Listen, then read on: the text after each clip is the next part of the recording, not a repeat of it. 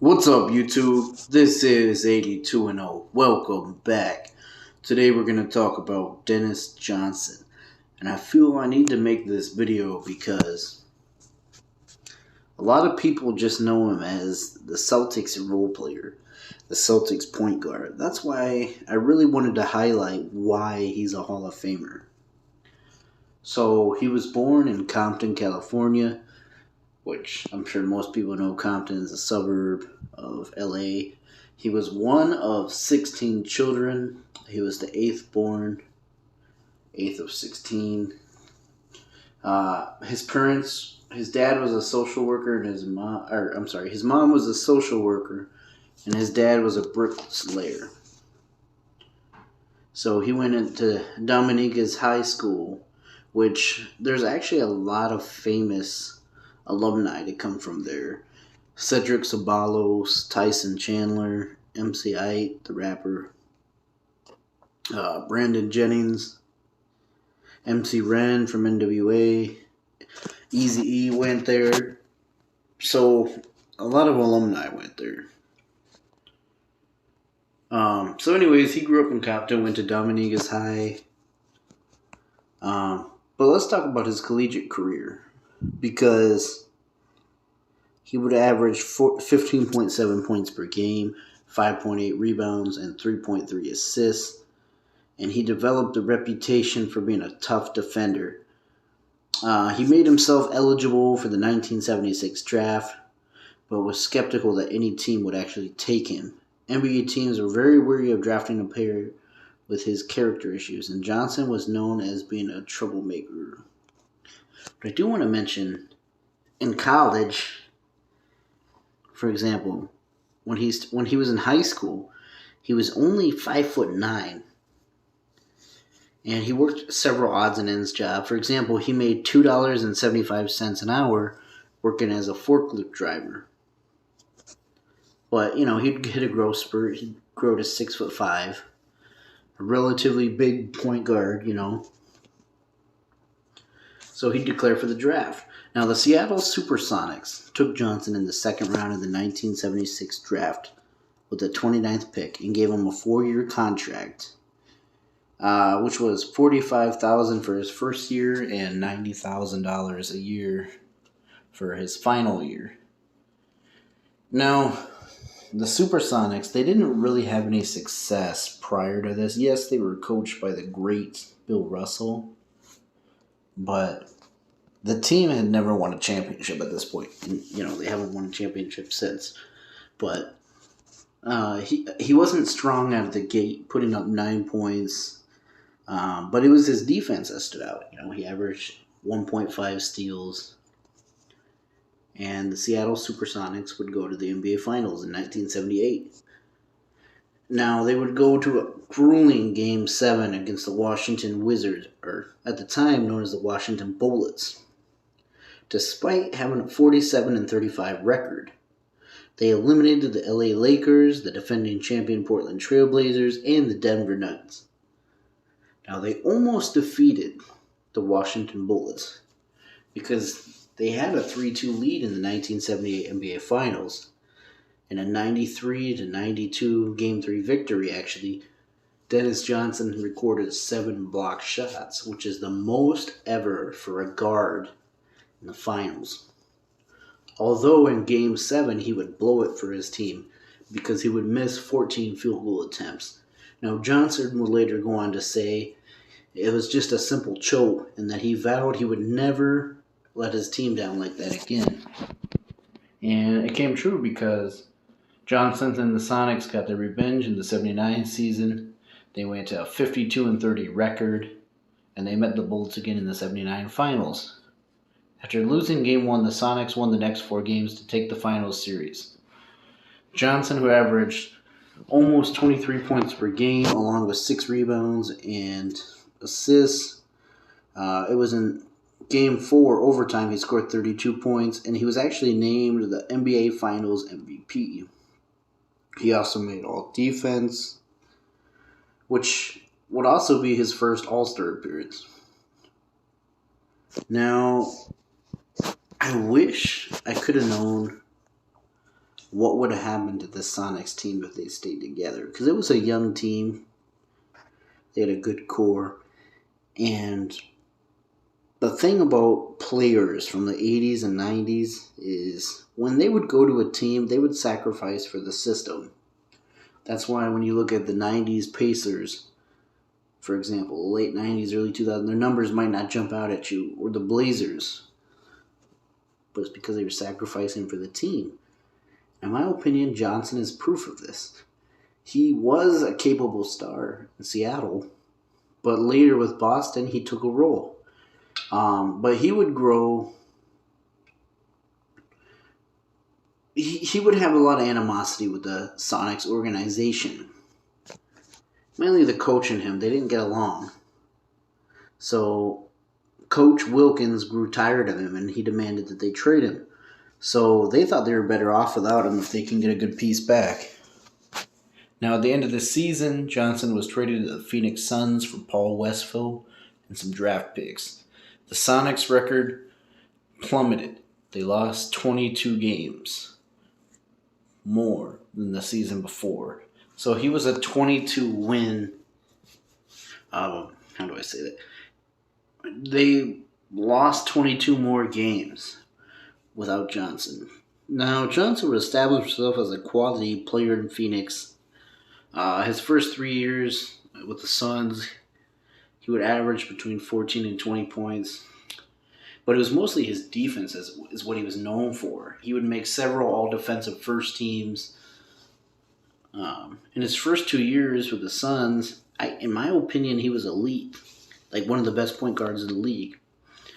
They reached the Western Semi-Conference Finals in both seasons. The Suns bowed out Johnson's last year in Phoenix.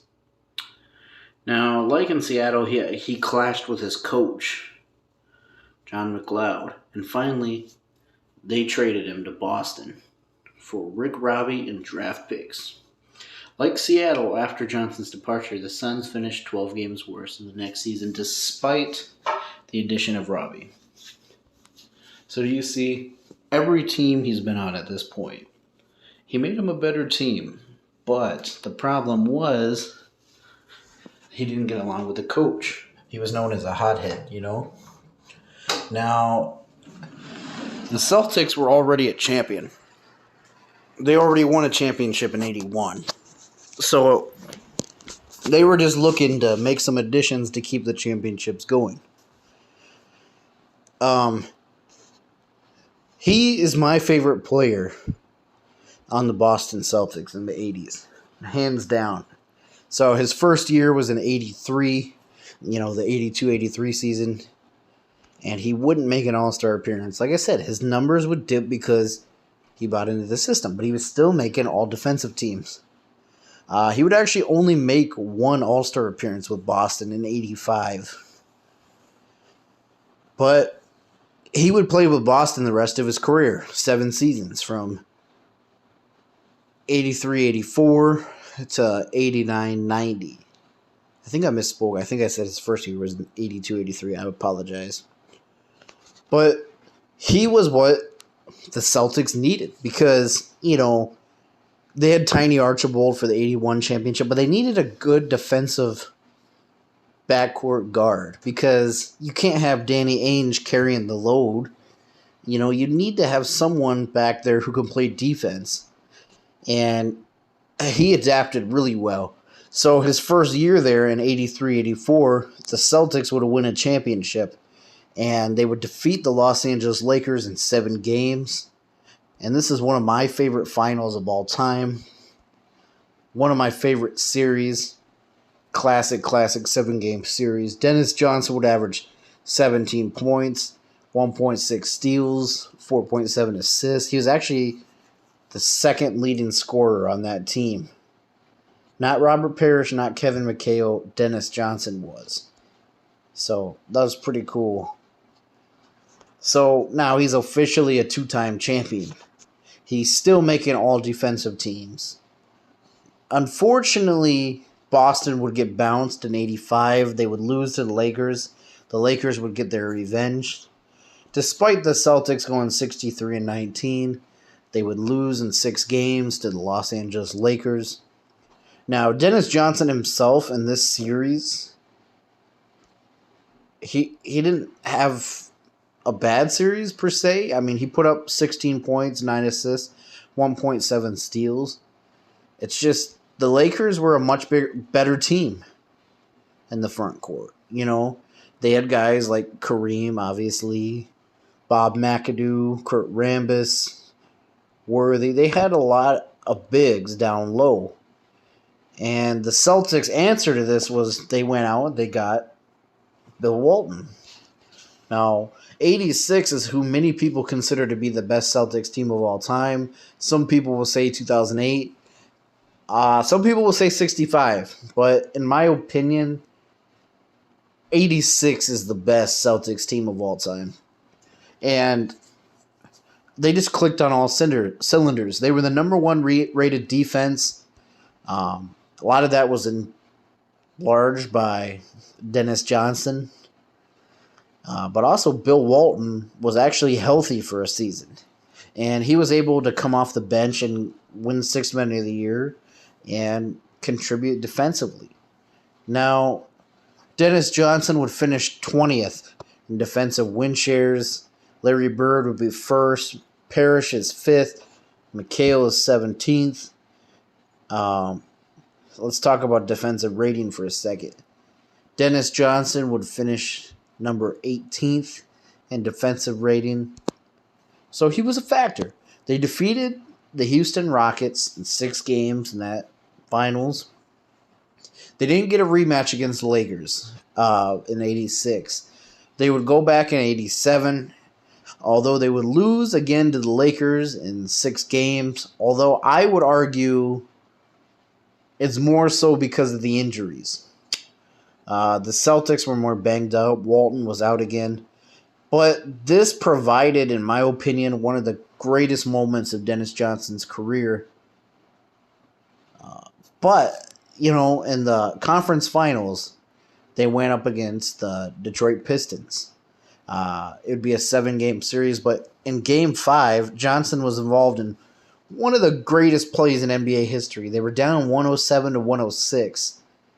Now, Larry Bird stole the inbound pass by Pistons point guard Isaiah Thomas with 5 seconds left and passed it to a sprinting Johnson who converted on a difficult layup with just 1 second left in the game.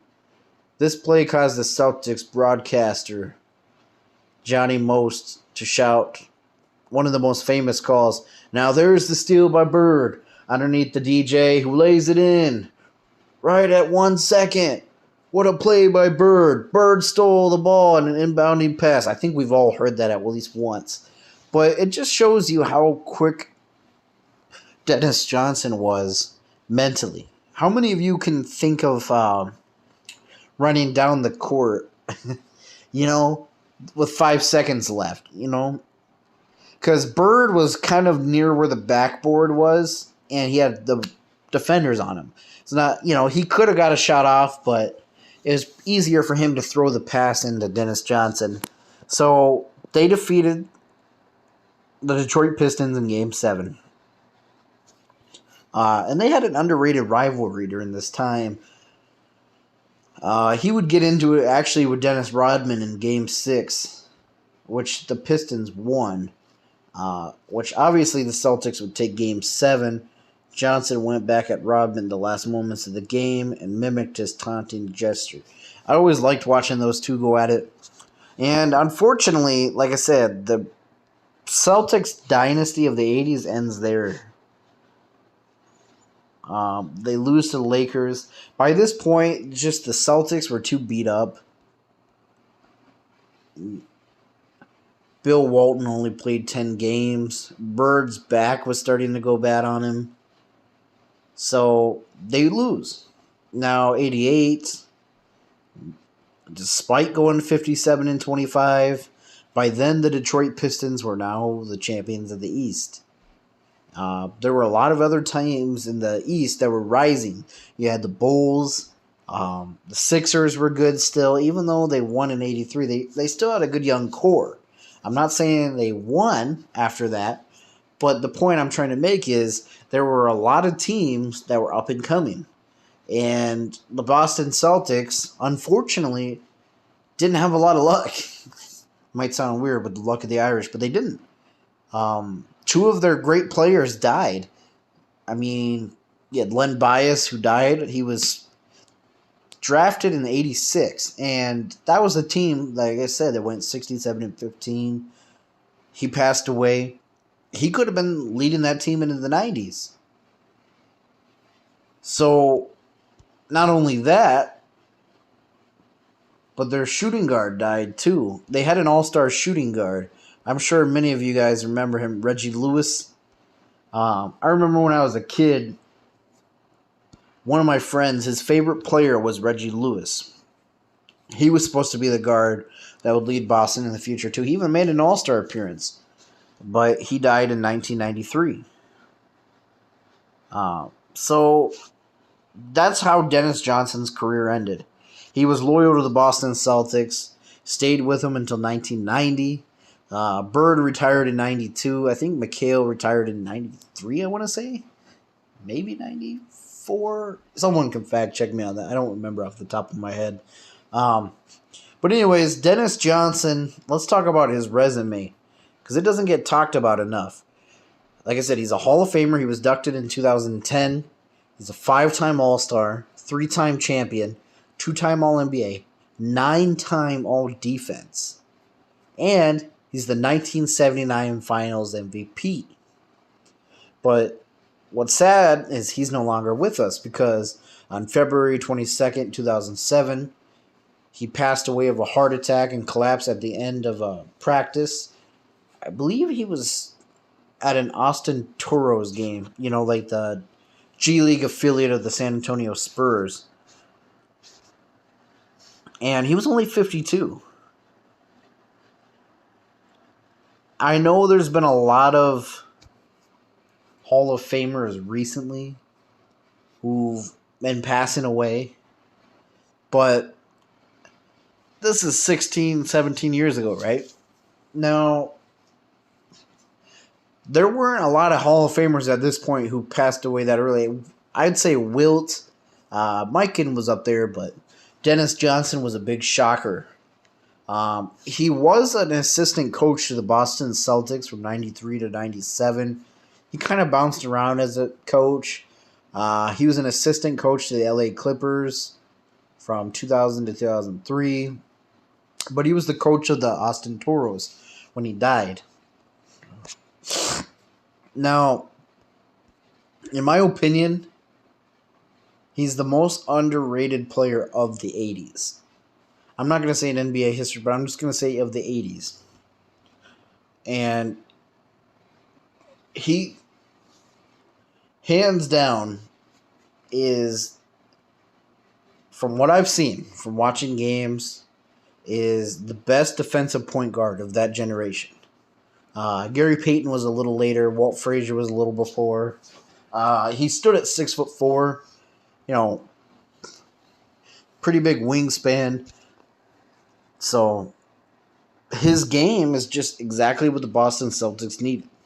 Now, rest in peace, Dennis Johnson. What are your thoughts down below? Thanks.